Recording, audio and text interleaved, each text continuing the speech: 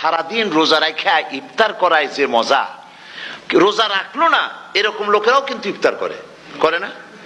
পুরান ঢাকায় আছে, ঢাকার তো কয়েকটা এলাকা আছে, পুরান ঢাকার লোকেরা নাকি বলে যে, যারা রোজা রাখে না তারা বলে যে রোজা না রাখা একরকম পাপ করছি, আর ইফতার না করিয়া কবিরা গুনাহ করবো নাকি, ইফতার তো করাই লাগবে।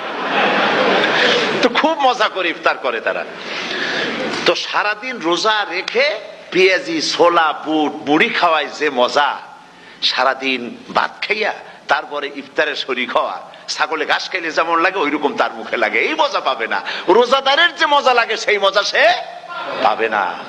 সারা মাস রোজা থাকার পর, আল্লাহর হুকুম মেনে সারা রাত রোজা রাখার পর, তারপরে ঈদের দিনে জামা কাপড় পরিষ্কার করে, শেরওয়ানি গায়ে লাগাইয়া, পাঞ্জাবি পরে, আতর মেখে, এরপরে ঈদের জামাতে যখন দাঁড়ায় যায়, সে যে মজা পায়, সারা মাস রোজা রেখে ঈদের জামাতে গিয়ে সে যে মজা পায়, যে রোজা রাখলো না, ঈদের দিনে খুব জামা, পাজামা, সেন্ট এগুলো মেখে টেকে প্রথম কাতারে গিয়ে দাঁড়ায় গেছে, ও সেই মজা পাবে না। ওর মনের মধ্যে একটা চোর চোর ভাব থেকেই যায়।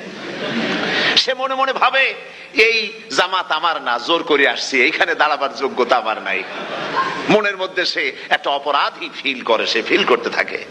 সুতরাং রোজাদারের জন্য দুইটা খুশি, একটা হচ্ছে ইফতারের সময়, আর একটা খুশি হবে যখন আল্লাহ তাদেরকে দেখা দেবেন। সুবহানাল্লাহ। এই রোজা আল্লাহ পাক দান করেছেন। আচ্ছা, কি জন্য রোজা আমাদের দিলেন?